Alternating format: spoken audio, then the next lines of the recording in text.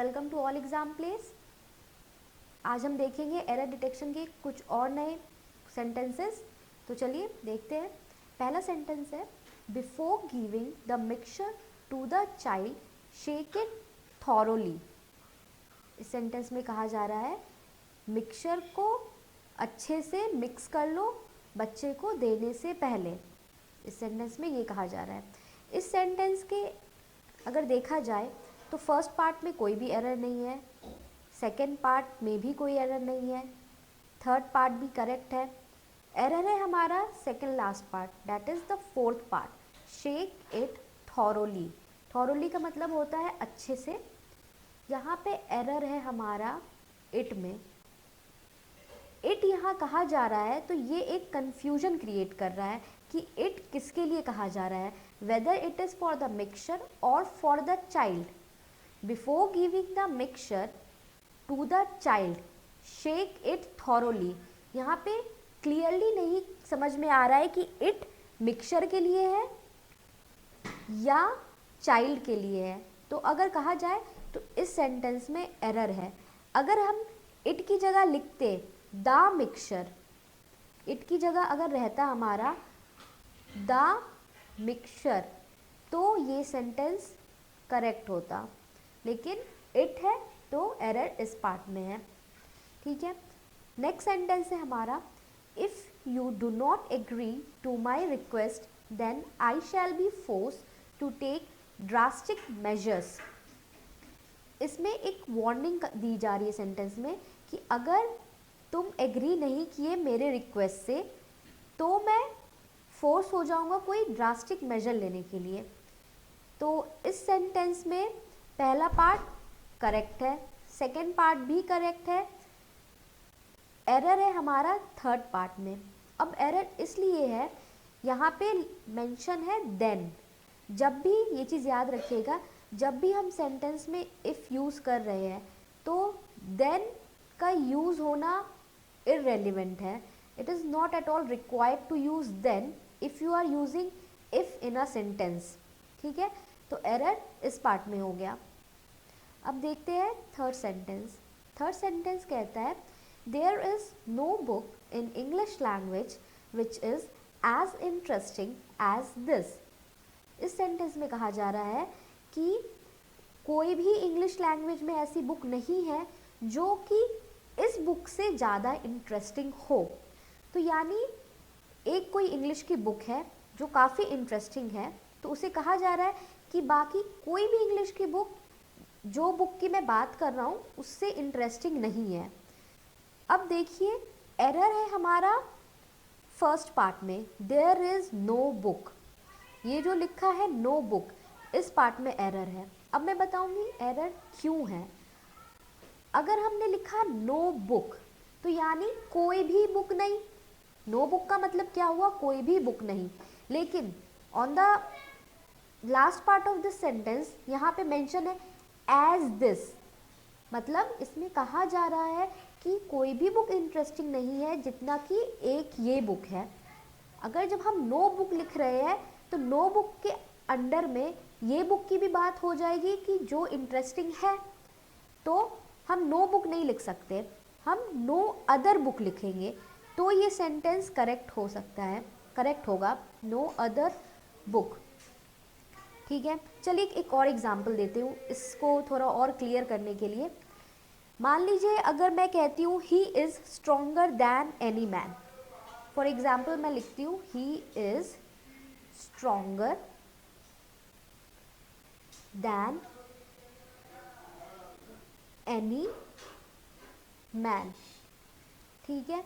और second sentence मैं लिखती हूँ he is stronger than any other man. ठीक है। ये दो सेंटेंस मैंने लिखी है। पहला सेंटेंस है ये, दूसरा सेंटेंस है ये। अब ध्यान से देखिएगा, पहले सेंटेंस और दूसरे सेंटेंस में यही डिफरेंस है कि यहाँ दूसरे सेंटेंस में मैंने अदर ऐड कर दिया है, हालांकि फर्स्ट सेंटेंस में अदर नहीं है एनी के बाद। अब इस सेंटेंस में कहा जाता है कि he is stronger than any man, मतलब कोई लड़का है जिसके लिए कहा जा रहा है कि वो बहुत ही स्ट्रॉन्गर है किसी भी आदमी से, ठीक है।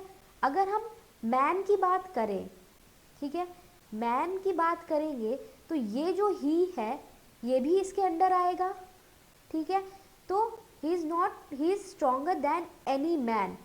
तो ये मैन की जो कैटेगरी बताई जा रही है इसके अंदर जिसकी हम बात करें, जिस बंदे की ही, तो वो भी तो इस कैटेगरी के अंदर आ रहा है, तो ये सेंटेंस इनकरेक्ट हो जाएगा।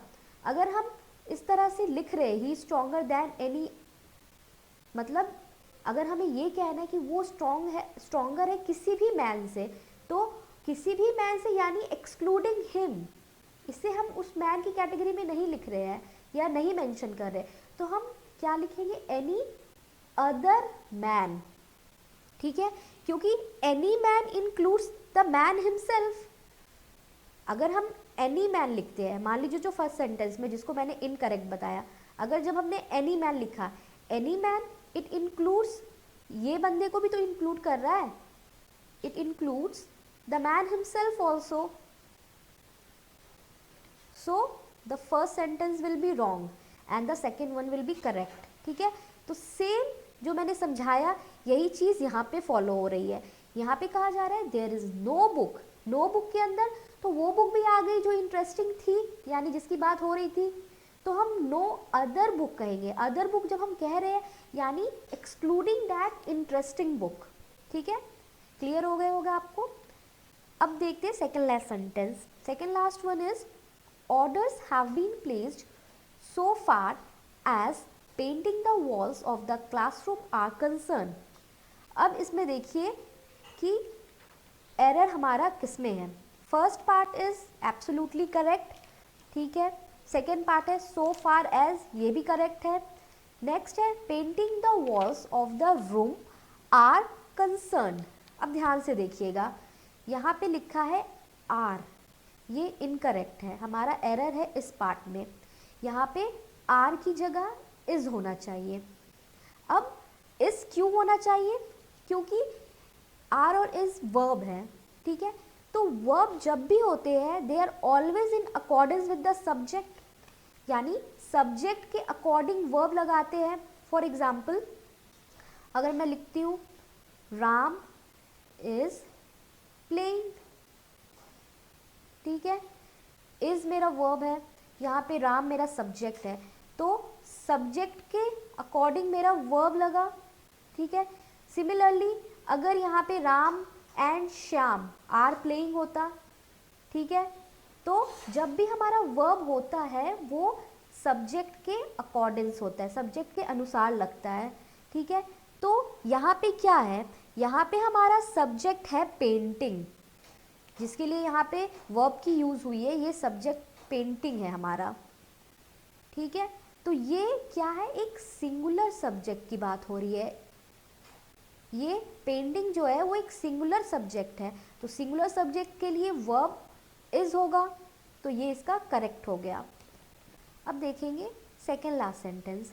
सेकेंड लास्ट सेंटेंस है there was no play on the 4th day of the test match due to the heavy rain.